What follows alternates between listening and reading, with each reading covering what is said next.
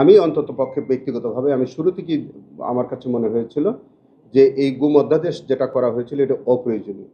আচ্ছা, আমাদের এই যে মায়ের ডাকের সংগঠনের মাধ্যমে প্রায় শতাধিক আমরা আনুষ্ঠানিকভাবে ৭১টা অ্যাপ্লিকেশন আমরা পেয়েছি।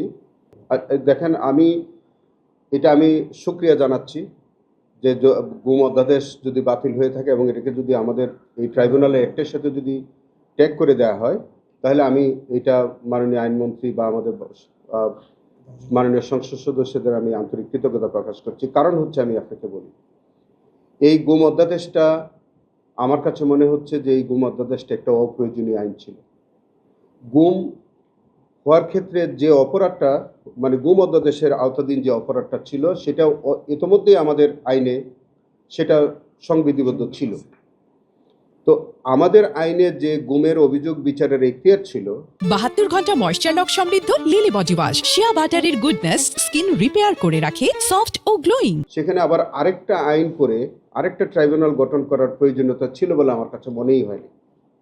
সেই কারণে আমি অন্তত পক্ষে ব্যক্তিগতভাবে আমি শুরু থেকেই আমার কাছে মনে হয়েছিল যে এই গুম অধ্যাদেশ যেটা করা হয়েছিল এটা অপ্রয়োজনীয়। তো সেটা এখন যদি আমাদের ট্রাইব্যুনালের সাথে একীভূত হয়ে থাকে, ট্রাইব্যুনাল অ্যাক্টের সাথে, আমি মনে করি যেটা একটা ভালো কাজ হয়েছে এবং এটা সঠিক হয়েছে, যথার্থ হয়েছে। জনাব চিফ প্রসিকিউটর, আপনি বলছেন যে শতাব্দী ১ বছর আগে যে অভিযোগ দিয়েছেন সেগুলোর আনুষ্ঠানিকভাবে কোনো অগ্রগতি নেই তেমন একটা। এটা একটা দুঃখের বিষয়। আর দ্বিতীয় কথা, আপনারা যদি গুমের আলাদা বিচার এখানে করবেন, আপনার কি পর্যাপ্ত লজিস্টিক সাপোর্ট আছে, পর্যাপ্ত লোক আছে তদন্ত করার, পর্যাপ্ত প্রসিকিউটর আছে এগুলোর উপর প্রশিক্ষিত? আপনি সরকারের কাছে আপনার দাবি কি থাকবে তাহলে? আচ্ছা, আমাদের এই যে মায়ের ডাকের সংগঠনের মাধ্যমে প্রায় শতাধিক আমরা আনুষ্ঠানিকভাবে ৭১টা অ্যাপ্লিকেশন আমরা পেয়েছি। বাট মায়ের ডাকের দাবি হচ্ছে যে তাদের প্রায় ১০১টা অ্যাপ্লিকেশন তারা সাবমিট করেছে। তাহলে ১০১টা অ্যাপ্লিকেশন মানে ১০১টা, কমপক্ষে ১০১টা ভিকটিম। তো খুব সঙ্গত কারণেই যে এত বৃহৎ সংখ্যক ভিকটিমদের যে ইনভেস্টিগেশন একটা সময় সাপেক্ষ এক। আর মায়ের ডাকের মানে ব্যানারে যে ভিকটিমগুলো, শহীদ পরিবারগুলো আছে, সেটা কিন্তু একই সময়ে ঘটে নাই। দীর্ঘ একটা সময় যাবৎ সেই অপরাধগুলো সংগঠিত হয়েছে।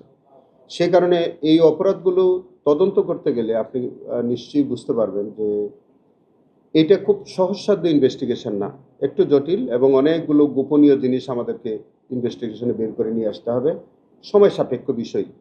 তবে হ্যাঁ, এইটি গত ১ বছর যাবৎ এটার আরও উল্লেখযোগ্য অগ্রগতি হওয়া প্রয়োজন ছিল বলে আমি অন্তত ব্যক্তিগতভাবে মনে করি।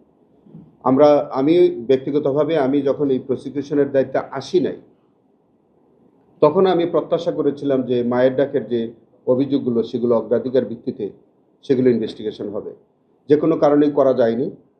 তো আমি গতকালকে আমার মায়ের ডাকের যারা ভিকটিম পরিবারগুলো আমার সাথে দেখা করেছে, আমি তাদেরকে আশ্বস্ত করেছি এইভাবে যে অন্তত আগামী ১ মাসের মধ্যে উল্লেখযোগ্য একটা অগ্রগতি ইনশাল্লাহ আমরা তাদেরকে দেখাতে পারবো। এবং আমরা দৃশ্যমান কার্যক্রম গতকালকে থেকে আমরা শুরু করেছি। মায়ের ডাকের প্রত্যেকটা ইনভেস্টিগেশন আমরা ইন্ডিভিজুয়ালি করব এবং আশা করি ইনশাল্লাহ আগামী ১ মাসের মধ্যে একটা উল্লেখযোগ্য অগ্রগতি ইনশাল্লাহ আপনাদেরকে আমরা দেখাতে পারবো। আলাদা আলাদা সেল করবেন কিনা, মানে আলাদা এখানে এটা কি প্রক্রিয়াটা আপনাদের কাছে আমি বলতে পারছি না এখন, সরি, কারণ এটা বলা সঙ্গত হবে না। এটা আপনারা জানেন যে আমাদের এই ইন্টারন্যাশনাল ক্রাইমস ট্রাইব্যুনাল অ্যাক্ট 1973 অথবা রুলস যেটা আমাদের আছে, রুলস অ্যান্ড প্রসিডিউর, আমরা অনেক কিছু আপনাদের কাছে প্রকাশ্যে বলতে পারবো।